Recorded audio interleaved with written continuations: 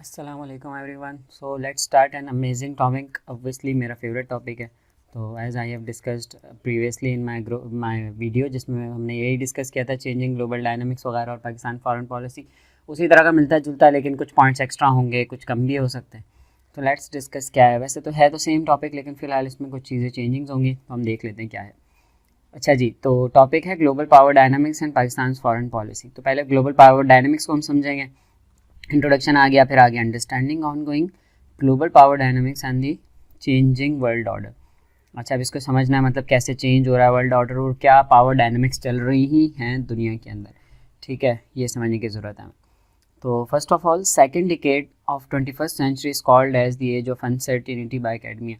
अब इसके अंदर आप बहुत सारे फैक्ट्स फिगर्स डाल सकते हैं, जैसे कि रिचर्ड हास का आर्टिकल है, मैंने शायद पिछली वाली वीडियो में डाला होगा। रिचर्ड हास का आर्टिकल है अक्टूबर 2022 के अंदर, उसका नाम ये था कि एज ऑफ अनसर्टेनिटी, ये नाम था उसका, एज ऑफ अनसर्टेनिटी। बेसिकली इसका क्रक्स ये है, ओवरऑल ये सारे जो अकेडमी है ना, बड़े बड़े फॉरेन अफेयर्स में लिख रहे हैं, इकोनॉमिस्ट में लिख रहे हैं, दे आर सेइंग कि world is going in a turbulent order. सही है, जिसके अंदर कुछ भी चीज़ की सर्टेनिटी नहीं है, बहुत सारे क्राइसिस चल रहे हैं। एज ऑफ अनसर्टेनिटी के अंदर क्राइसिस चल रहा है। एक तो ग्लोबल ऑर्डर डिफाइन नहीं है, क्लाइमेट का क्राइसिस है, ठीक है, न्यूक्लियर का थ्रेट है, और क्या था, वाटर स्कार्सिटी, चलो ये तो ऐसे ही है। और भी बहुत सारे इश्यूज उन्होंने हाईलाइट किए हैं कि वो कहना चाह रहे हैं ओवरऑल एज ऑफ अनसर्टेनिटी ऐसे है कि चाइना का राइज हो रहा है, ठीक है, रशिया भी आ रहा है सामने, यूरोप की एनर्जी क्राइसिस का इशू चल रहा है, ठीक है। तो ओवरऑल एज ऑफ अनसर्टेनिटी का जिक्र करना है आपने, उसको पूरे को रेफर करते हुए बहुत सारे इशूज़ को एक पैराग्राफ के अंदर डिस्कस कर देना है, जैसे कि उन आर्टिकल्स में हुआ है, तो मैंने यहाँ रेफर किया। Second is the rise of China and the West is becoming a prey to China trap. अब सीन ये है कि ये चाइना ट्रैप का जो टर्म है ना, ये भी जो कॉइन हुआ है, this is coined by these academia, ठीक है, अकेडमिया का स्कॉलर्स ने किया है। दे आर सेइंग कि वेस्ट इज़ ओवर बिकमिंग, मतलब ओवर ज़्यादा उसकी तरफ जाता जा रहा है, किसकी तरफ, चाइना की तरफ। वेस्ट पॉलिसी या जो यूएस की जो पॉलिसी है ना, इज़ प्रोएक्टिव के बजाय अब रिएक्टिव पॉलिसी हो गई है। US policy is now reactive in terms of in reaction to the China. तो चाइना ट्रैप का ये मतलब है कि जो राइज ऑफ चाइना है ना, उसने यूएस की वॉर को, ओवरऑल आप इसके अंदर सारी चीज़ें ऐड कर सकते हैं, लेकिन थोड़ा सा उसको एक्साइटिंग करें, थोड़ा सा अलग करें, पता चले। अब सारे थुसीडिड्स ट्रैप तो सब लिखते रहते हैं ना, तो थुसीडिड्स ट्रैप थोड़ा सा पुराना हो गया, वो सबको पता चल गया, वो भी रिचर्ड हास ने ही बनाया था, एक और था उसके अंदर बल्कि ऑथर, रिचर्ड थुसीडिड्स ट्रैप को उठाने वाले 2016 के अंदर उसका आर्टिकल आया था। अब जो नए आर्टिकल्स चल रहे हैं ना, उसमें चाइना ट्रैप का जिक्र है। अब ये वो वाला ट्रैप नहीं है जो कि ट्रैप जो कि थर्ड वर्ल्ड कंट्रीज़ है, ये वो ट्रैप है जो कि वेस्ट जिसमें आ गया है, जिसकी पॉलिसीज़, मतलब यूएस अपनी पॉलिसी डिक्टेट नहीं कर पा रहा। Overall he has to adopt submissive attitude कह लें या कंप्रोमाइजरी एटीट्यूड कह लें, वो जो कि हम अलग पॉलिसी अलग से डिस्कस कर चुके हैं वीडियो के अंदर कि यूएस ने पॉलिसी शिफ्ट की अपना। अच्छा, ये डिफाइन कर रहा है वर्ल्ड ऑर्डर को, ठीक है। Second, third is Russia's aggressive posture and aspirations to become world major stake holder. अच्छा, रशिया ने एग्रेसिव बिहेवियर आपको पता है यूक्रेन में किया, लेकिन आप बताएंगे कि रशिया हैज़ लॉन्च इस पॉलिसी इन अक्टूबर 2022, जिसमें जब ये नेशनल सिक्योरिटी स्ट्रेटेजी यूएस ने निकाली, इसी तरीके से रशिया ने भी अपनी एक स्ट्रेटेजी निकाली, जिसमें इट आर्ग्यूज़ कि ये they will promote cultural norms, cultural integrity करेंगे, ठीक है, कल्चरल इंटीग्रेशन करेंगे ओवरऑल, जो कि जो भी इस टेरिटरी के करीब हैं, यूक्रेन है मिसाल के तौर पे, और रशिया अगर इधर है पूरा आपका, तो उसको डिफेंड करेगा, इधर बेलारूस को डिफेंड करेगा। तो ये ओवरऑल उन्होंने रशिया निकाला है, तो इसका मतलब उसका एग्रेसिव पोस्चर है। फिर आप इसमें बताएंगे कि 4 रीजन्स को उसने एनेक्स कर लिया, वो यहाँ पे बताएं, ठीक है, ज़ेप्रोजिया, खेरसन तो चलो छूट गया, लेकिन किया था ना, और लोहांस और डोनेस्क जो भी इसके रीजन्स हैं। Next is declining US cloud particularly in the Asia and generally in Europe. अच्छा, यूएस का जो क्लाउड है ना, यूएस का influence is declining, it is mentioned everywhere, ठीक है। किस तरीके से अफगानिस्तान में डिक्लाइन हुआ, मिडल ईस्ट इसकी बात नहीं मान रहा, यूरोप, एशिया में तो मेजरली कहीं भी नहीं बात मानी जा रही इसकी, और यूरोप भी is pursuing its own policy now, जो कि एनर्जी क्राइसिस में हमने देखा है। और ओवरऑल उसको भी ये समझ आ रही है कि यूरोप के जो पार्लियामेंटेरियंस वगैरह है ना, जो भी अलग अलग अपने उसके अंदर हैं कंट्रीज़ के अंदर, वो सारे यही बोल रहे हैं कि US is using Europe to achieve its interest in Russia, या जो भी कह लें आप। तो ये इस तरीके से उसका इन्फ्लुएंस डिक्लाइन होता जा रहा है। इसके अंदर आप आर्गूमेंट देंगे कि अब्सटेन किया एशियन कंट्रीज़ ने, ठीक है, यूएनएससी से। यूरोप अपनी मिलिट्री बनाने का सोच रहा है, इसी तरीके से डील्स कर रहे हैं यूरोप अपनी मर्जी से, जर्मनी डील कर रहा है अपनी मर्जी से, इटली डील कर रहा है, एनर्जी की डील्स कर रहा है, इसमें आप सारे आर्गूमेंट्स डालेंगे। ये बेसिकली कंट्रोलिंग आइडियाज़ हैं। तो फैक्ट्स फिगर्स तो आपने खुद से डालने, मैंने यहाँ पे डाले नहीं है, लेकिन आप डालेंगे इसके अंदर ऑब्वियसली अपने पैराग्राफ को बिल्ड करने के लिए। Next is point number 5 is hard hedging by the regional powers in order to get maximum benefits. अब ये हार्ड हेजिंग क्या है? I have mentioned this previously in my many videos कि hard hedging is coined by Jonathan Holslag. Jonathan Holslag is a writer, Holslag, ठीक है, इसने बुक लिखी थी विद नेम क्या, ग्लोबल पॉलिटिक्स सिंस 1979। तो इसके अंदर मेंशन उसने किया था कि world order is defined by the 3 features, number 1 is rise of China, number 2 is decline in the optimism of the global south, and third is hard hedging by the small states. अब hard hedging को उसने define ये किया था कि जो regional countries हैं या जो ओवरऑल जो स्मॉल कंट्रीज है ना दुनिया के अंदर, ये बेसिकली आईआर से रिलेटेड है, तो वो क्या कर रही हैं, किसी ब्लॉक पॉलिटिक्स को ज्वाइन नहीं कर रही। They are maximising their interest by doing hard hedging with the major powers such as US and China.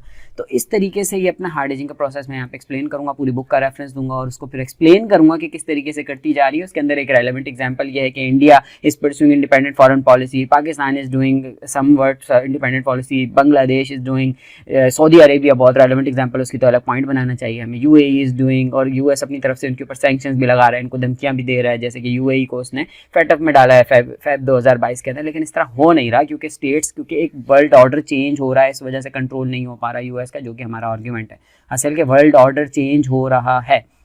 Next is reshaping of the middle east and the policy of regionalism. बहुत important point है, इसमें तो आप बहुत सारी चीज़ें लिख सकते हैं कि मिडल ईस्ट एक नया शेप लेकर जाता जा रहा है। सबसे रेलेवेंट आर्गूमेंट इसके अंदर आ जाता है ब्रेकिंग ऑफ, मतलब threat of breaking off the energy security agreement, energy security relationship. Energy security relationship आपका किसका है? यू ऑल नो के ये है हमारा यूएस और सऊदी अरब का। अच्छा, अब वो कैसे है कि आपको सारी बात पता है, हम पढ़ चुके हैं पीछे वाले डिस्कशंस के अंदर के सऊदी अरेबिया इज परसुइंग अपनी इंडिपेंडेंट पॉलिसी। उसने 2 लाख मिलियन पर डे के ऑयल एक्सपेंशन, ऑयल वो कम करने की बोला है ऑन प्रोडक्शन को, ठीक है। उसके वजह से यूएस को मसला हुआ, यूएस ने बिल, बाइडेन ने बोला कि कॉन्सिक्वेंसेस की धमकी दी और साथ में बोला है कि we will pass the bill to stop the weapon trade to the Saudi Arabia. Saudi Arabia ने कहा अच्छा ठीक है आप कर लें, I will join BRICS, MSB ने कहा, मोहम्मद बिन सलमान एमबीएस ने कहा, ठीक है। तो ये बहुत एक रीजनल डायनेमिक्स चल, इस पर अलग सवाल आ सकता है, खैर ये तो अलग हो गई। लेकिन इसकी वजह से क्या हम देख रहे हैं कि रीजनलिज्म की पॉलिसी लेके जा रहे हैं। इसके अंदर एक आर्गुमेंट ये बताएंगे, दूसरा आर्गुमेंट बताएंगे यूएई का विजन। यूएई एक बिल्कुल बहुत वाइब्रेंट पॉलिसी लेके चल रहा है, जो इसका MBZ है ना, ठीक है, वो भी रीजनलिज्म की पॉलिसी लेके जा रहा है। और फिर आपका इन्होंने कतर के साथ एग्रीमेंट, कतर के साथ इन्होंने ब्लॉकेट खत्म किया और रिलेशन सही किया, ये एक आर्गुमेंट इसके अंदर आ जाएगा। Then they are normalising their relationship with Israel, ठीक है, ये आर्गुमेंट इसके अंदर आप डालेंगे। तो लिखने को तो ये इस पर पूरा आप बहुत ज़्यादा लिख दें, लेकिन फिलहाल यहाँ पे एक पैराग्राफ ही लिखना है आपने। Next is incapacity of the economic liberalism and liberal institutionalism in the tackling economic and political meltdown। अब वर्ल्ड पहले जैसे डिफाइन होता था ना वर्ल्ड ऑर्डर, तो होता ये था कि जो ये इकोनॉमिक लिबरलिज्म की पॉलिसी है आपका, ये जो क्या नाम है इसका, एंड ऑफ हिस्ट्री वाला फ्रांसिस फुकुयामा, ये भाई साहब ने भी फुल एंड ऑफ हिस्ट्री के नारे लगाए थे कि लिबरलिज्म और डेमोक्रेसी और ये वो कि एंड ऑफ हिस्ट्री हो जाएगी और सारी चीज़ें प्रिवेल करेंगी और prosperity and this all argument is becoming failure in this current era, क्योंकि वर्ल्ड चेंज हो रही है, जैसे कि हम आर्गुमेंट दे रहे हैं। और क्या हो रहा है कि जो लिबरल इंस्टीट्यूशनलिज्म है ना, UN is Fehling in tackling the policy of the real politic of the other Nations like Russia, China and जो भी आप कह लें, बहुत सारी आ जाती कंट्रीज।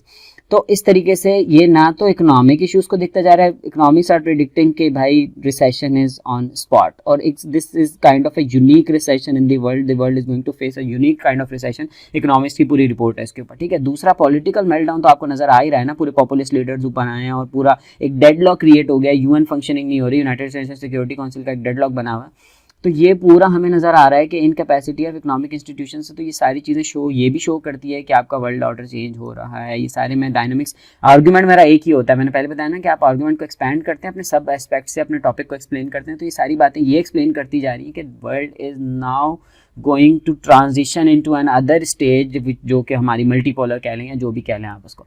अच्छा, नेक्स्ट आर्गुमेंट है जो कि इंडियाज़ बेलिजरेंट रोल, इंडिया को हम अलग पोजीशन दे देते हैं यार, क्योंकि हम पाकिस्तान वाले हैं ना। तो India's belligerent role and its independent foreign policy in the direction of the regional hegemon. India aspirations कर रहा है अपनी रीजनल हेजेमॉनी की तरफ लेके जा रहा है, इसकी इकॉनमी बहुत बड़ी होती जा रही है, ठीक है। और कश्मीर में इसका बिहेवियर, ठीक है, हिंदुत्व आइडियोलॉजी इसकी, तो आप इस पे बहुत कुछ लिख सकते हैं, सारे आर्गूमेंट्स आपको पता चल जाएंगे। तो इससे पता चल रहा है कि इंडिया इज़ अलग से अपनी पॉलिसी लेके जा रहा है, रशिया से ये ऑयल ले रहा है, ठीक है, ईरान से ये ऑयल ट्रेड कर रहा है। तो ओवरऑल मतलब जो वो काम कर रहा है जो कि यूएस ने बाकियों को रोका हुआ है, लेकिन इंडिया सब चीज़ें करता है। लेकिन टाइज भी उसके रशिया के यूएस के साथ अच्छे ही हैं, कॉर्डियल टाइज हैं। अच्छा, नेक्स्ट आर्गूमेंट, एक तो हमें ये तो इस सारी बातों से समझ आ रहा है कि भाई दुनिया तो फुल चेंज हो गई है ना। ये तो आर्गूमेंट्स इस तरह के हैं जिससे पता चल रहा है कि भाई world order dynamics, power dynamics change हो रहा है, ठीक है, और पावर डायनेमिक्स बहुत खतरनाक किस्म के चल रहे हैं, जो कि जैसे कि हमारा अकेडमिया हाईलाइट कर रहा है। Next argument is Pakistan foreign policy in this transitioning phase of. Pakistan की फॉरेन पॉलिसी क्या है, हम यहाँ देख रहे हैं कि पाकिस्तान की फॉरेन पॉलिसी है क्या। मेन पॉइंट्स हाइड करेंगे भाई। सबसे पहले हमने क्या किया, focusing geo economics and the policy of the regional connectivity. तो ये हमारा we are focusing on the geo economics. The evidence to this is national security policy of the 2022 के अंदर जो हमने दी थी। फिर उसके बाद हमने वो जो टॉक्स होती हैं, तरबेला टॉक्स नहीं, वो मरगला टॉक्स जिसको आप बोलते हैं, उसके अंदर हमने ये विजन किया। फिर हमारी इकोनॉमिक डिप्लोमेसी की पूरी कंपेन चलाई थी इमरान खान ने पिछले अपने टेन्योर के अंदर। तो इस तरीके से we are focusing on the geo economics and the policy of the regional connectivity, जिसके अंदर we are Pakistani state is meeting with the Central Asian republics, ठीक है। ओवरऑल हम सारों से मीटिंग कर रहे थे, ईरान के साथ हमने ट्रेन को लेके चले, तुर्की के साथ हमने बहुत सारे एग्रीमेंट्स के साथ लेके चले इसको। तो ये पूरी सारे आर्गूमेंट्स आप इसमें डालेंगे इस पॉइंट को सपोर्ट करने के लिए। Next is unnecessary support to the Afghan Taliban in the pursuit of the pro Pakistan government in the Afghanistan. अच्छा, this is a kind of a flaw in foreign policy Pakistan की, जो unnecessary support and exaggeration in the support of the united Taliban कर दिया Pakistani government ने, जो कि इमरान खान की थी obviously, in pursuit of the pro Pakistani government. तो Pakistan has aspirations of having the pro Pakistan government in the Afghanistan always, शुरू से लेके चलती रही। यही स्ट्रेटेजिक डेप्थ हम ढूंढते रहे शुरू से कि भाई हमें प्रो पाकिस्तानी गवर्नमेंट चाहिए वहाँ पे अफगानिस्तान के अंदर। तो उस परसूट के अंदर ना हमने अननेसेसरी सपोर्ट किया अफगानिस्तान में तालिबान को, जिस वजह से हमारी पॉलिसी की थोड़ा सा इश्यूज रहे हैं, क्योंकि वर्ल्ड ऑर्डर चेंज हो रहा था। तो हमने कहा भाई यूएस चला गया, देखिए ना, ट्रांजिशनिंग वर्ल्ड ऑर्डर का मतलब है यूएस यहाँ से चला गया, तो हमने उनको सपोर्ट किया। Next is maintaining firm ties with all weather strategic partner that is China. अच्छा, चाइना के साथ हमने भाई मेंटेनिंग पार्टनर्स हमने किए हैं, जैसे कि हमने हमेशा आर्ग्यूमेंट किया, कल्चरल टाइज हैं हमारे उसके साथ, हमारे इकोनॉमिक टाइज़ हैं, हमारे मिलिट्री टाइज़ हैं, हमारे मिलिट्री इकोनॉमिक टाइज़ हैं, उसके साथ सीपैक पे काम हो रहा है, एग्रीकल्चर पे काम हो रहा है, इंडस्ट्रियलाइजेशन के ऊपर हो रहा है, स्पेशल इकोनॉमिक जोन्स के ऊपर हो रहा है। तो we can't compromise on the relations with China, and China is और iron fisted country, iron fisted partner, जिसको हम ऑल वेदर स्ट्रेटेजिक पार्टनर बोलते हैं अपनी पॉलिसीज़ के अंदर। Next is assertive role towards the India regarding human rights violations and the hybrid warfare. अच्छा, overall हमारी जो पॉलिसी रही है ना इस चेंजिंग वर्ल्ड ऑर्डर के अंदर, हमने इंडिया की तरफ अग्रेसिव ही पोस्चर रखा है अपना, विदाउट कॉपरेशन के we will not be cooperating with the India unless और until India pull back its forces from the Kashmir. तो ह्यूमन राइट्स वायलेशंस को हमने हाईलाइट किया, हमने वो प्रपोजल्स जमा कराए, हमने जो कराते हैं हमने यूएन में। तो ये सारी चीज़ों से हमारा पॉलिसी बेसिकली हम बताना चाह रहे हैं कि किस तरीके से फॉरेन पॉलिसी हमारी रही है ओवरऑल इस this changing world order. Next is reviving US Pakistan ties after a decade of the stalemate. Obviously हमारा जो 2011 के बाद से यूनाइटेड स्टेट्स के साथ बहुत सारे खराब ताल्लुक थे फॉरेन पॉलिसी के, तो overall Pakistan has revived it's relation with the United states in 2022, ठीक है। जब हमारी ऑब्वियसली हम ये तो नहीं बताएंगे इमरान खान की गवर्नमेंट चली गई, दिस डैट रिजीम चेंज, ये नहीं, हमने बस सिंपल बताना है new government is started making back ties with the United states. इसके एग्रीमेंट में आपको वो बता सकते हैं इसके आर्गूमेंटेशन में कि बिजनेस कम्युनिटी की मीटिंग हो रही है, फॉरेन मिनिस्टर की मीटिंग हुई है, प्राइम मिनिस्टर वहाँ पे गए थे, ओवरऑल बहुत सारे वहाँ पे विजिट्स हुए हैं। तो उससे हमारे इकोनॉमिक टाइज वापस रिवाइव होते जा रहे हैं, टाइज रिवाइव होते हैं। आगे हम पॉलिसी बताएंगे कि कौन से टाइज बनाने चाहिए हमें इनसे।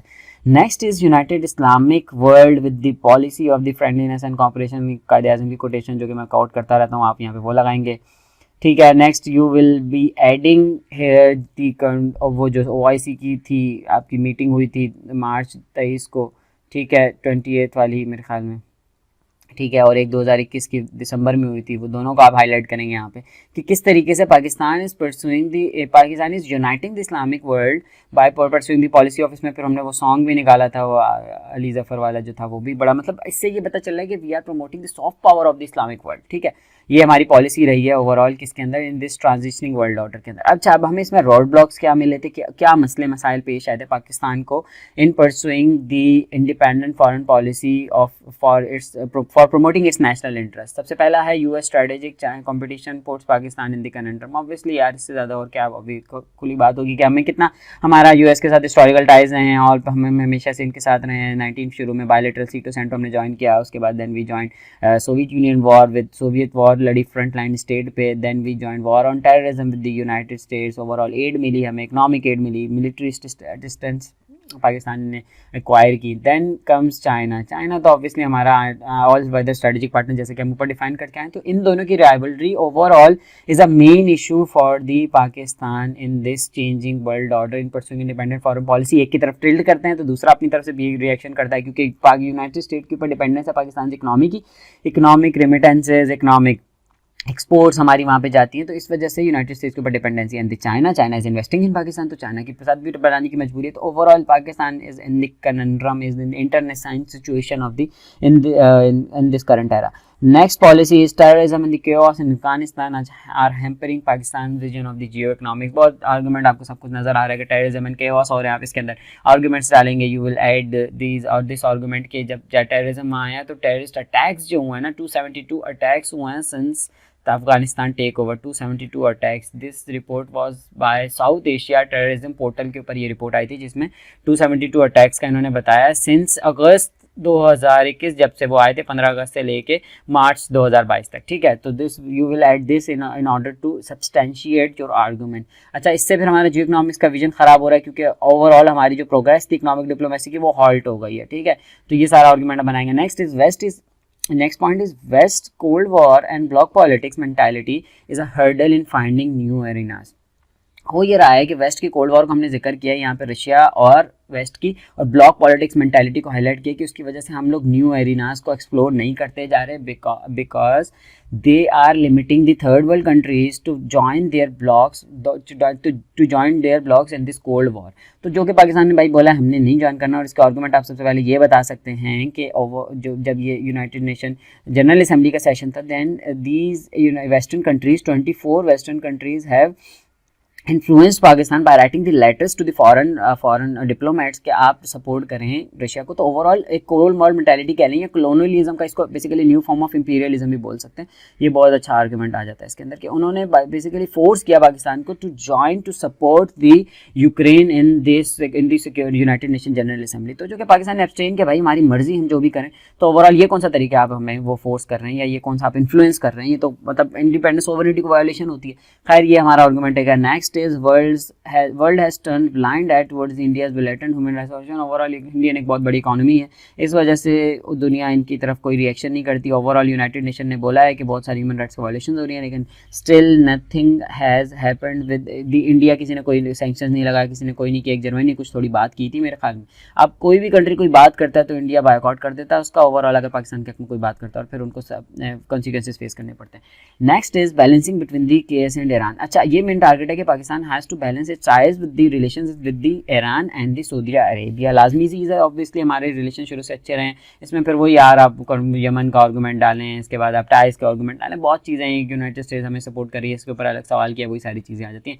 उन्होंने कहा ना, ये मेरा फेवरेट सवाल है, because you have the vast domain, you have vast scope of writing, you can write everything that is relevant to the current changing order. Obviously हर चीज़ चेंजिंग वर्ल्ड ऑर्डर को डिफाइन कर रही होती है, तो you have to substantiate your arguments by putting the relevant arguments and the facts figures किसी भी जगह के अंदर से आप उठा कर। अच्छा, नेक्स्ट अब हम बता रहे हैं कि भाई वे फॉरवर्ड क्या होना चाहिए and the policy options with the Pakistan to pursue foreign policy with its will fulfil its national interest. अब वो हम फॉरेन पॉलिसी के लिए क्या स्टेप्स उठा सकते हैं जिससे हमारा नेशनल इंटरेस्ट हम परस्यू करें और नेशनल इंटरेस्ट को पूरा करें हमारी चीज़।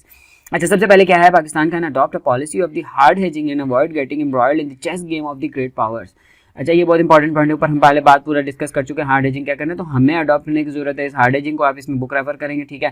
फिर then you will highlight that Pakistan has a history of getting embroiled in the chess game of the great powers. एमली, अब इसमें आप फॉरेन मिनिस्टर बिलावल भुट्टो को हाईलाइट कर लें, जिसमें ही सेड के Pakistan don't make Pakistan geo political football, Pakistan don't want to be a geo political football. ये भी एक अच्छा टर्म है, ठीक है, जियो पॉलिटिकल फुटबॉल। ये लाजमी लिखें, क्योंकि because Pakistan has a historical ties with the United States and current economic convergence with the China. और अभी बिल्कुल हम ऊपर बात कर चुके हैं करंट टर्म की सिचुएशन में, तो इसको अवॉइड करना चाहिए, पहला argument. Second is expanding economic ties with the EU and other markets to heal Pakistan's ailing economy. So we have to tackle our ailing economy, our predicament of the economic predicament by enhancing the economic ties with the European Union and other markets, especially Africa की markets में भी हमें जाना चाहिए. तो in order to tackle our economy, सही है. इसके लिए हमें pursue, you have to pursue economic diplomacy and you have to, जिसके लिए हमारा PM साहब विजिट भी कर रहे हैं शहबाज शरीफ. तो इस तरीके से आपने इस आर्गुमेंट को बनाना है. Next is Pakistan should play a balancer role between the United States and the China because of its historical relation. वैसे तो ये ऊपर वाला ही हो जाएगा, लेकिन चलें अलग कर लें इसको कि भाई इस बैलेंसर रोल को प्ले करें. जैसे 1972 में हेनरी किसिंजर को डिपोर्ट किया था पाकिस्तान से एक सीक्रेट मिशन के थ्रू, जिसपे वो वहाँ जाके उन्होंने वन चाइना पॉलिसी अडॉप्ट हुई थी और फिर चाइना की रिकग्निशन हुई थी, चाइना को यूनाइटेड स्टेट में जगह मिली थी. एंड दिस दैट पूरा हिस्ट्री आप यहाँ पे लिख देंगे. ओवरऑल उस तरीके से रोल प्ले करना चाहिए. स्टिल इन करंट सिचुएशन के अंदर Pakistan has to play its role to avoid to see its trap, China trap, जो भी आप लिख सकें. Next is propensity towards the China would be a suitable option because of all encompassing ties with the China. Here I am highlighting वही वाला point जो मैंने ऊपर बताया है कि Pakistan has to show its tilt, its inclination towards the China in order to sustain in the future. Future वाला जो ऑप्शन है हमारे पास चाइना का ही है. We can't afford block politics and the relation with the United State, क्योंकि हम पहले देख चुके हैं कि ट्रांजैक्शनल रिलेशनशिप जो था यूएस के साथ, उसने हमें बड़े नुकसान दिए. हम नीचे देखेंगे इस बात को. तो हमें अपना चाइना की तरफ टिल्ट लेके जाना है, सीपैक को इन्हांस करना है, ठीक है, इकोनॉमिक रिलेशनशिप को बढ़ाना है, इनको सिक्योरिटी प्रोवाइड करनी है, जो आपके चाइनीज़ सिटीजन उनको सिक्योरिटी प्रोवाइड करनी है, मिसट्रस्ट को पूरा करना है. तो ये सारी बातें आप इस पैराग्राफ के अंदर लिखेंगे. अब मैं ज़ाहिर है यहाँ तो नहीं लिखूंगा सारी. Next is Pakistan has to clear its stance that it hasn't subscribe to the block politics.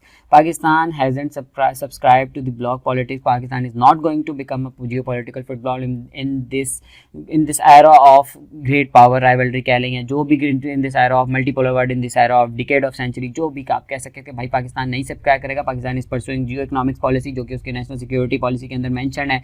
Pakistan will be becoming will pursue it's independent foreign policy. ठीक है, बस ये हो गया इस पॉइंट के अंदर. Next is US Pakistan convergence could be beneficial in terms of the economy as well as terrorism. और पाकिस्तान को क्या करने की ज़रूरत है कि यूएस के साथ एक कन्वर्जेंस करनी है in order to enhance its economy, in order to boost its economy. ठीक है, and cooperation can be in the form of terrorism, जिसमें हम अफगानिस्तान का फैक्टर भी टैकल कर सकते हैं. ठीक है, और एक्सपोर्ट्स वगैरह को बढ़ाएं. यहाँ पे एक पॉइंट आ जाएगा. Next is Pakistan should explore new options for the energy security in the Russia and central Asian Republic. जैसा कि हमने परसू किया था, रशिया ने एससीओ की मीटिंग में पुतिन ने इनवाइट किया, अभी रिसेंट जो सितंबर में हुई है 15-16 को. उसमें ये बोला था रशिया ने कि भाई हम आपको ऑफर करते हैं. Putin has offered to given offer to Shahbaz Sharif के भाई अगर आपने लेना है तो we will provide you cheap oils. तो पाकिस्तान ने कोई नेगोशिएशन की बात की है. तो इस तरीके से we have to explore new options for our energy security, क्योंकि हम भाई इकोनॉमिक हमारा जो इम्पोर्ट ओरिएंटेड इकोनॉमी इसी वजह से, क्योंकि ऑयल इम्पोर्ट बहुत ज़्यादा हैं. तो उन सारों को हमें डील करना है और इसके लिए हम रशियन सेंट्रल एशियन CARs के भी रब्ता कर रहे हैं, जिसमें उज़्बेकिस्तान का विजिट है, तुर्कमेनिस्तान का विजिट है, तुर्की भी जा रहा है, अपने हमारे प्राइम मिनिस्टर गए हैं. तो ओवरऑल हमने इसके अंदर इकोनॉमिक रिलेशंस को बढ़ाना है इन ऑर्डर टू सिक्योर, क्योंकि वो पर ये जो हैं सेंट्रल एशियन कंट्रीज ये हैं, they are rich in energy and South Asia is energy deficient. तो these are all the arguments that are justifying the main topic, which is the world is in transition and great power dynamics. We have explained the great power dynamics. Pakistan की foreign policy बताई, उसके road blocks बताए और उसकी explanation बताई कि what should be the policy that Pakistan has to pursue in order to tackle this global power dynamics. So that's all for today. Thank you so much.